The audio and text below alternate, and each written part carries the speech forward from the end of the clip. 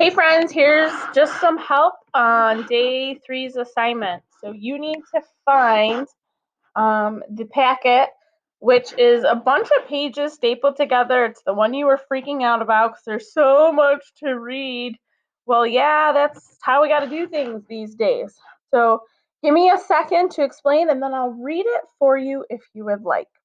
Today on day 3, so in the real world, whatever day you're getting things done, in my world, today is Thursday, March 19th. All right, and being that it's day 3 on our schedule, hopefully you're taking some time to read this article, The American Revolution. It's many, many pages, but today I just want you to do pages 1, 2, and 3. You're going to read, and after each paragraph, pause for a second and take your margin notes.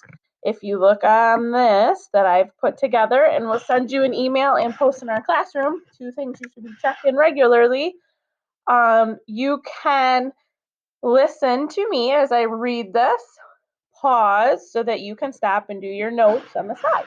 So after I read the section on John Adams, over here to the left in the white space, I pulled out one note.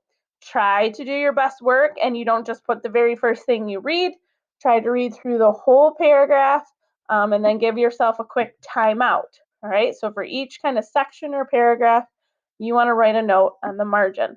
These margin notes are going to help you because your assignment with this reading, pages 1, 2, and 3, after you take margin notes, is to create 3 truths and 1 lie just on these 3 pages. So in your student packet, you should also find a single piece of paper that has the template for 3 truths and 1 lie. And you want to take any of your margin notes, 3 of them turn into correct full statements, and 1 of them manipulate it, twist it into a lie, and we'll play 3 truths and a lie later on. Okay? I'm going to try to do this quick. So if you grab your article so you can follow along, but at the same time, feel free to pause and do your notes. I'm just going to put on a little nice reading scene for us. So here we go. This is the article by Ken Davis from the book Don't Know Much About American History. Starts with American Portraits, John Adams. The son of Massachusetts farmer John Adams became a successful lawyer and was urged into patriot activity by his cousin Samuel Adams.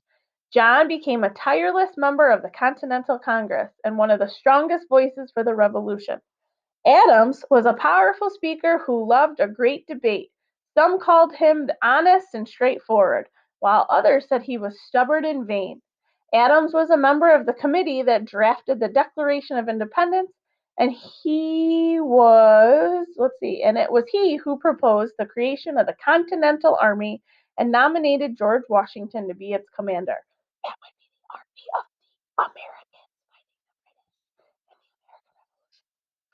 During the war, Adams helped to get aid to America from both France and Holland and helped negotiate the Treaty of Paris. He later served as an ambassador to Great Britain, as vice president under George Washington, and then as president himself. Adams lived to see his eldest son become our 6th president before passing away on July 4th, 1826. That's ironic. The 5th anniversary of the Declaration of Independence. Feel free to pause and take your note. Who fired the shot of the American Revolution, the first shot of the American Revolution? No one knows. Each side, the British Redcoats and the Massachusetts Minutemen, so named because they were said to be ready to pick up their guns on a minute's notice, pointed the finger at the other. Now would be a great time to pause and do your note. The first shot of the Revolution was fired in Lexington, Massachusetts, early on the morning of April 19, 1775. With tension rising in the colonies, Massachusetts patriots had begun stockpiling ammunition in the town of Concord, about 18 miles outside of Boston and 7 miles from Lexington. The British learned of the stash of munitions and set out to seize it. They also intended to seize I'm going to run out of time in a second, so let me finish this and then I'll do another video.